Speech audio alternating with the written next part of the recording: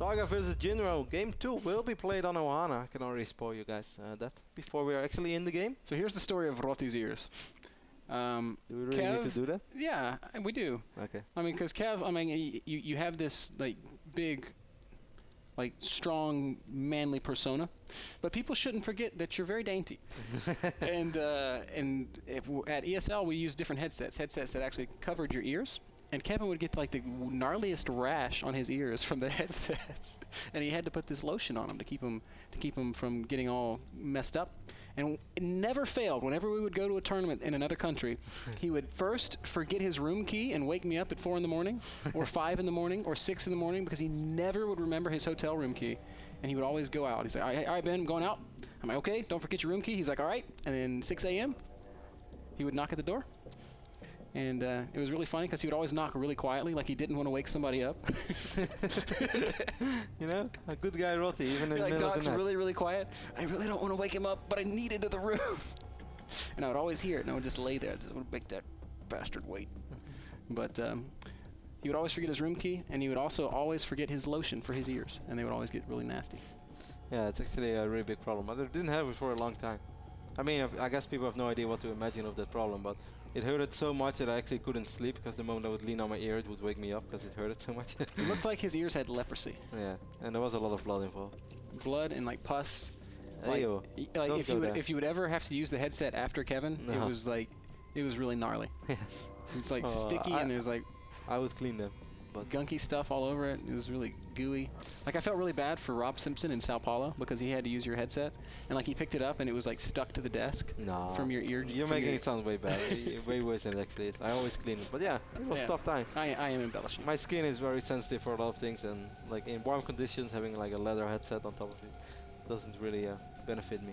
Anyways, Ben, let's focus on game 2 between Targa and Jinro. Targa, who played excellent in game 1 once more. I still question that decision of Jinro to pick up all those Marines, because if he would have just fought that fight, I think he would have killed quite a few Lings, and perhaps that counter wouldn't have dealt the amount of damage that it actually did. I do not disagree with that assessment at all. I also do not understand why Terran players refuse to build a single siege tank before 12 minutes. I also don't understand why more Zergs don't do stuff like that in this metagame. Why don't they do it, Kev?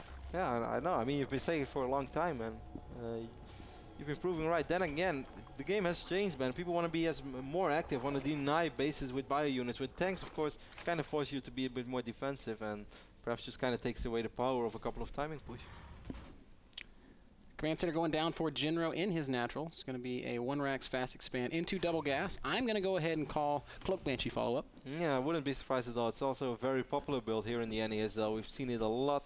Oh, Jinro. No, I was supply block for just a few seconds, so no biggie. We've seen, like, certainly the Korean Terrans, Gunzi and Rain. I've seen them doing it a couple of times. And Jinro's always really up to speed. Even Puma, by the way. Puma loves his opening too. Jinro's always really up to speed with those Korean builds, so he's sitting at the cutting edge of the metagame. Man, I cannot imagine Jinro going 0-4. That would be still such a good Terran player. Yeah, he's a great Terran player, and he's just had a tough time recently. He's going to make some reactor Hellions, so prior to any sort of Banshee play, if he goes Banshee at all, there will be Hellions out on the map for the map control. He's so good with his Hellions. He really delayed all of Targa's ability to spread creep and get his early game going for such a long time. And as you pointed out, he may have misplayed that engagement with the Zerglings a little bit, but in general, his Hellion control is just excellent. I just want to address the issue once more regarding Hawk versus Sen, by the way. A lot of people were really disappointed and thought that we didn't say that on purpose or something. We actually really did not know that. We were completely unaware of this. The game was supposed to be played live, so basically they were supposed to play right now. But yeah, Sen just wasn't there. He didn't show up. Hawk waited, and then the admins made the call, and they just gave us the news live on the broadcast as well, that best of 3 unfortunately wouldn't be played. So for the people just tuning in and wondering what happened versus Hawk, or what happened between Hawk and Sen, that is what happened. And yeah, we are really sad about it, but I'm starting to get over it, man. Yeah. Life goes on. You were so mad though. You were on the verge of yelling. Well, I was just disappointed. Your voice was escalating. It made me scared. You know how when you're a little kid and your parents fight and it scares you? Yeah. That's how I felt. I was scared. Like I wanted to cry a little bit. I did, and I was like, tonight I'm just gonna lay in bed and I'm gonna pray to God, please God, make Kevin less mad. No, I'm not mad. I was just disappointed. I don't want him to leave me for another caster. You know. Well, if anything, I should say that to you, because I don't know who's always like and messing on the sides with other people. That's not me, Ben. That's you. I'm What are loyal. you talking about, man? I'm waiting for the day that Roddy and Grubby cast together. I've seen you with Calder. There was some love there. Yeah, I was jealous, I admit, but life goes on. That was just a fling, man. I I mean, you've seen Caldor. Yeah, he's a true specimen. Let me guess, it meant nothing to you. I've heard this before. More and more drones on the way right now for Targa. And the Hydralisk Den is being morphed in as well. That's interesting, man. A Hydralisk Den in this phase of the game. Oh, Targa. What are you going to do? I am so eager to see this. Nidus Hydra? Please do that. That would be amazing. Amazing. Man, if Targa does something with Hydras, we're going to call him up on Skype and interview him. I don't care if this game was played a week ago. He's getting Hydra range. Yep. Yeah, well, that wasn't a misclick. No, Nidus is being morphed in as well. No, Targa. Nidus Hydra. I mean, against Protoss, we all know it. Against Terran? Against Terran that opens Starport and then gets another third command center. Oh, what is this Banshee gonna think when he's gonna fly into Hydra? He's gonna be like, Jinro's gonna be so mad. He's like, how's it even possible? What would Idris say if he saw this build? Research. I don't know. He would probably suspect that Targa is French Canadian, since he always blames it on them. Oh man! So the Banshee does. Where is he? I hear him shooting. Yeah, he's in the natural. Oh, he's in the natural. But here are the Hydralisks. He's like, wait a second. This makes absolutely no sense. He's gonna manage to kill a Hydra. Will he? Oh, no. Well? No, he's gonna damage every Hydra. Yeah, he's gonna damage every Hydra. Well, that's a strategy too. Overseas a little bit out of position, so maybe Jinro will be able to force once more. But did he? Yeah, he did spot the Nidus as well, Ben, and that's actually much more important. What can he even do, man? He's starting siege mode in Stim, but this Banshee is gonna kill every single Hydralisk apparently because Targa just does not know where his overseer is. There we go.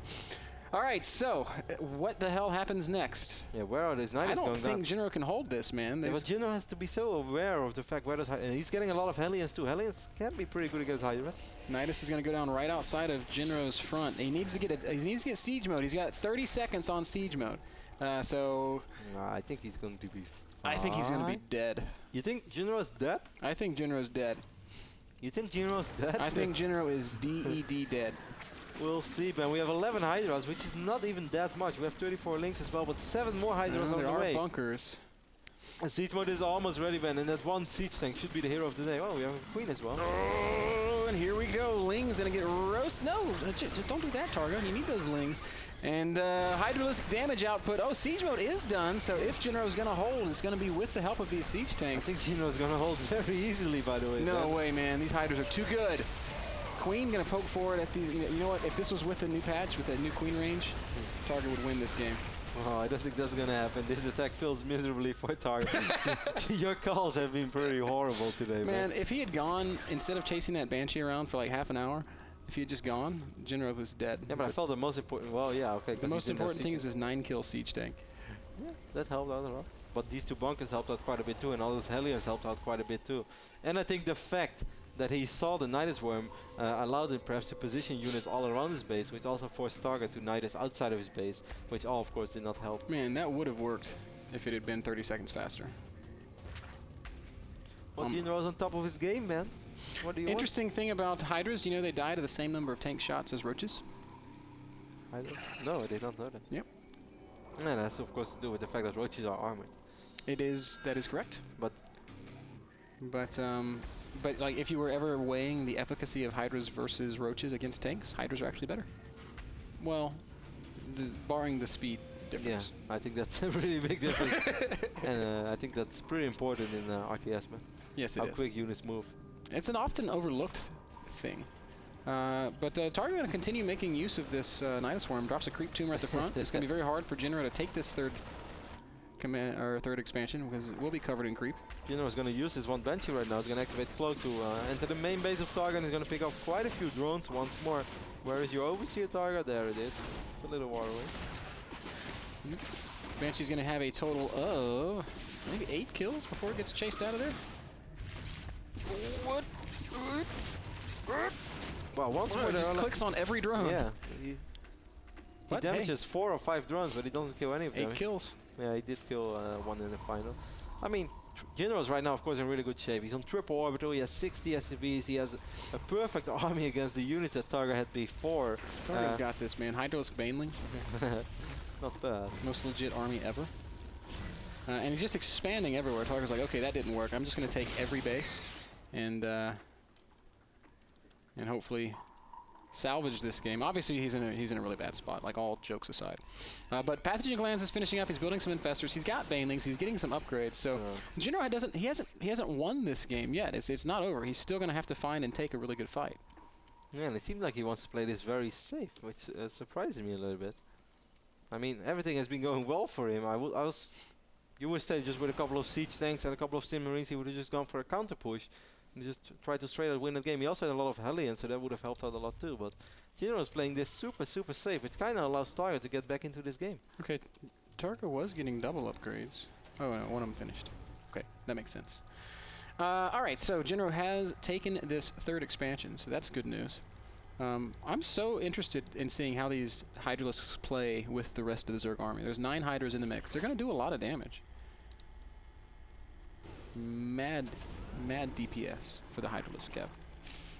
Yeah, but will they ever be able to deal that DPS, man? That's my question. Jinro's going to try to finally move out and he's going to drop as well. He still has a massive army lead over Targa. Well, Targa just now made a couple of units. He's also getting hype, so I don't think Jinro's ever going to give him the time to get Broodlords out.